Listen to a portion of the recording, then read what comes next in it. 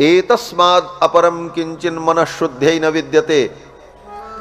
भगवान की कथा के अतिरिक्त मन को पवित्र करने वाला इस धरती पर कोई दूसरा साधन नहीं है। सूत जी कहते हैं डिमडिम घोष के साथ, दुनिया में बहुत सारे साधन हैं जो तुम्हारे तन को पवित्र करेंगे, तुम्हारे धन को पवित्र करेंगे, तुम्हारी भूमि को पवित्र कर देंगे, तुम्हारे घर को पवित्र कर देंगे, लेकिन तुम्हारा मन पवित्र कैसे हो? मन को पवित्र करने का क्या साधन होता है? मन को किस गंगा में स्नान कराएं, मन को किस तीर्थ में जो है घुमाएं कि मन पवित्र हो? तो सूत जी महाराज कहते हैं, हे मुनियो, एतस्माद् अपरम किंचिन मनः शुद्धै न विद्यते। भगवान की कथा के अतिरिक्त मन को शुद्ध करने वाला दूसरा कोई साधन नहीं। जब तक भगवान की कथा व्यक्ति नहीं सुनेगा तब तक उसका मन शुद्ध नहीं हो सकता। और बार बार व्यक्ति कथा सुनता रहे तो ये कथा हमारे मन को निर्मल बना देती है, और मन निर्मल हो जाए तभी राम जी मिलते हैं।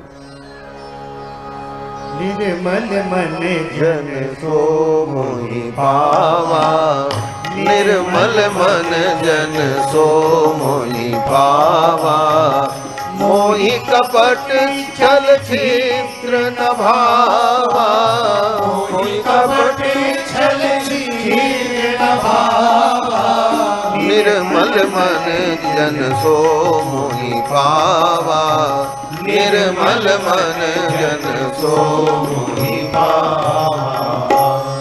स्वयं भगवान कहते हैं, तुम्हारा मन निर्मल होगा तब तुम मुझे पाओगे, तब मैं मिलूंगा। निर्मल मन जन सो मोहि पावा। तो मन को निर्मल कैसे करें? बोले मन को निर्मल करने का एक ही उपाय है, भगवान की कथा। बार बार भगवान की कथा सुनते रहो, ये कथा हमारे मन को निर्मल बना देती है।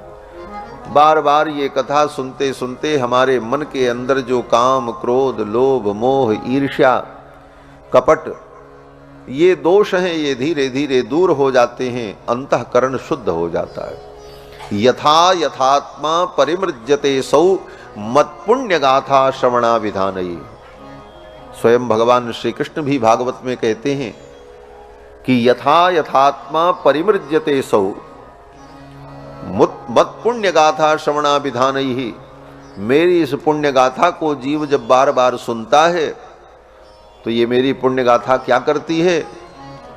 बोले उसके आत्मा का, उसके मन का, उसके बुद्धि का परिमार्जन कर देती है। यथा यथात्मा परिमृज्यते सौ मत्पुण्य गाथा श्रवणाभिधानैहि, तथा तथा पश्यति वस्तु सूक्ष्मम चक्षुर यथैवांजन संप्रयुक्तम। फिर तो उसे धीरे धीरे सूक्ष्म तत्व का बोध प्राप्त हो जाता है और उसे वो परम सूक्ष्म परमात्मा भी मिल जाता है, उसका भी दर्शन उसे हो जाता है। कैसे? बोले जैसे आंखों में ज्योति कम हो जाए तो बार बार अंजन लगाते रहो, आंख में दवा डालते रहो तो धीरे धीरे आंख की ज्योति ठीक हो जाती है, दिखने लगता है।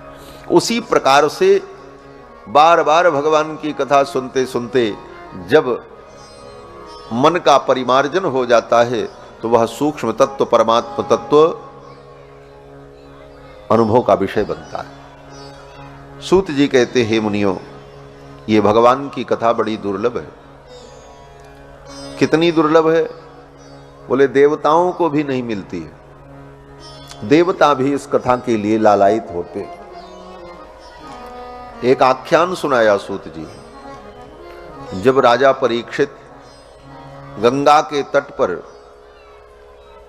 प्रायोपवेशन करके कथा सुनने के लिए बैठे, सुखदेव जी मंगलाचरण करने जा रहे थे, तब तक इंद्रादि देवता अमृत कलश लेकर के आए।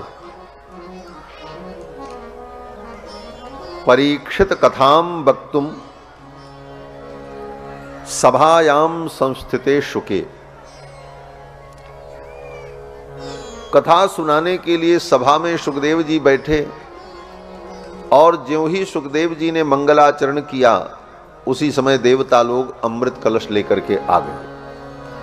सुधा कुंभम गृहीत्वैव देवाः तत्र समागमन् परीक्षिते कथां वक्तुं सभायां संस्थिते शुके। उसी समय देवता लोग अमृत कलश लेकर के आए। सुखदेव जी के चरणों में प्रणाम किया देवताओं ने। सुकम नत्वा बदन सर्वे स्वकार्य कुशलासुराः। उन देवताओं ने सुखदेव जी के चरणों में वंदन किया और कहा, महाराज हम स्वर्ग से अमृत कलश लेकर के आए हैं, ये अमृत कलश आप ले लीजिए और इसके बदले में ये भागवतामृत, ये भागवत रूपी जो अमृत है, ये भगवान की कथा, ये आप हमको दे दीजिए। देवताओं ने ये प्रस्ताव रखा सुखदेव जी के सामने कि अमृत लेकर ये कथामृत हमको दे दीजिए, क्योंकि धरती पर अमृत दुर्लभ है और स्वर्ग में कथामृत दुर्लभ है। स्वर्ग में अमृत मिलता है लेकिन कथामृत नहीं मिलता, और धरती पर कथामृत मिल जाता है, अमृत नहीं मिलता। तो देवताओं ने कहा कि अदला बदली कर लें। कथा सुधाम प्रयच्छस्व गृहीत्वैवमिमां सुधाम। इस स्वर्ग के अमृत को लेकर भागवतामृत, कृष्ण कथामृत आप हमको दे दो, और ऐसा हो जाने पर ये अमृत जो है ये राजा परीक्षित पी लें, क्योंकि इनको मरना है। 7वें दिन तक्षक नाग काटेगा, तो मरने के डर से ये कथा सुन रहे हैं, तो इनके मरने का भय समाप्त हो जाएगा, अमृत पी लेंगे।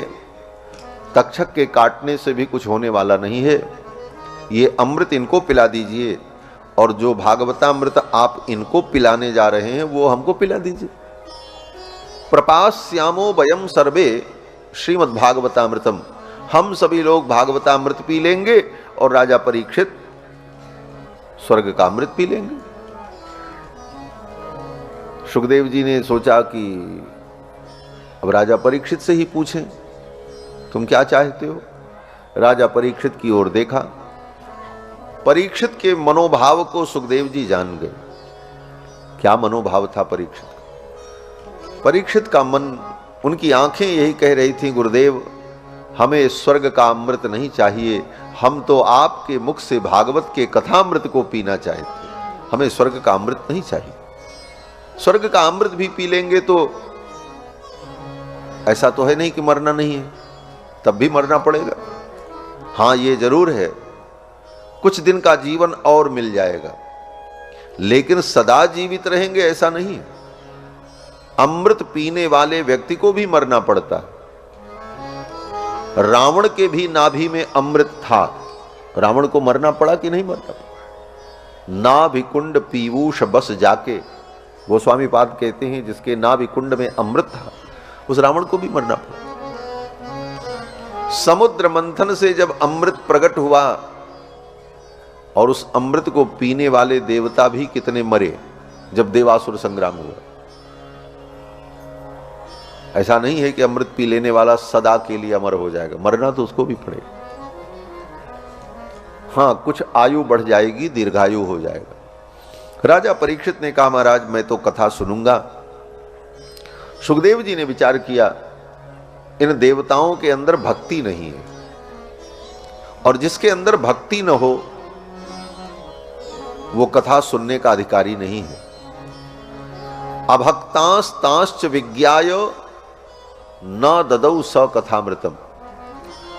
उन देवताओं को अभक्त समझा। सुखदेव जी ने सोचा इनके अंदर भक्ति नहीं है, ये तो स्वार्थी हैं, ये अपने स्वार्थ से आए हैं। स्वकार्य कुशलासुराः, ये अपने कार्य को करने में बड़े कुशल हैं, जिसको कहते चालाक, शुद्ध भाषा शब्दों में बड़े चालाक हैं, ये अपनी चालाकी में रहते हैं। तो देवताओं के लिए यही शब्द प्रयोग किया वेदव्यास जी ने, स्वकार्य कुशलासुराः। इनके अंदर भक्ति नहीं है, प्रेम नहीं है, इसलिए इनको कथा सुनाना ठीक नहीं। उनको अभक्त समझकर सुखदेव जी ने कथा नहीं सुनाई। जब देवता चले गए तब सुखदेव जी ने राजा परीक्षित को भागवत की कथा सुनाई। सूत जी कहते हैं, हे मुनियों, ये कथा कितनी दुर्लभ है। स्वर्ग का अमृत देने पर भी देवताओं को प्राप्त नहीं हुई। स्वर्ग के अमृत से भी ज्यादा कीमती कोई वस्तु इस धरती पे हो सकती है? विचार करो, अगर स्वर्ग से थोड़ी देर के लिए मान लो कोई देवता आए और अमृत कलश लेकर के आए, इतना ही बड़ा कलश हो, 1 चम्मच उसमें अमृत हो बस, और वो देवता कह दे कि इसकी एक बूंद जिसके मुख में पड़ जाएगी वो मरेगा नहीं, लाखों वर्षों तक इस धरती पर रहेगा, तो दुनिया के जितने बड़े बड़े उद्योगपति, अरबपति, खरबपति हैं, सब अपना पैसा लेकर के आएंगे, कहें सब ले लो, हमको दे दो, हमें मिल जाएगा। उस एक बूंद अमृत के लिए दुनिया की सारी संपत्ति लुटाने को लोग तैयार हो जाएंगे। लेकिन राजा परीक्षित ने छोड़ दिया। सामने मृत्यु है, 7वें दिन तक्षक नाग काटेगा, मृत्यु होगी, लेकिन अमृत का वर्ण नहीं किया, कथा अमृत का वर्ण किया। जो इस कथा के लिए स्वर्ग के अमृत को भी त्यागने का साहस रखता हो, वह व्यक्ति इस कथा का अधिकारी होता है, वो इस कथा के महत्व को समझता है। राजा परीक्षित ने स्वर्ग के अमृत को भी तिरस्कृत कर दिया। सुखदेव जी बड़े प्रसन्न हुए। इसीलिए श्रवण भक्ति में 9 प्रकार की भक्ति का वर्णन है ना, नवधा भक्ति जिसको कहते हैं। श्रीमद् रामचरितमानस में भगवान श्री राम ने सबरी मैया को नवधा भक्ति बताई। प्रथम भगत संतन कर संगा, दूसर रतिमम कथा प्रसंगा, गुरुपद पंकज सेवा, तीसर भगत यमान इत्यादि।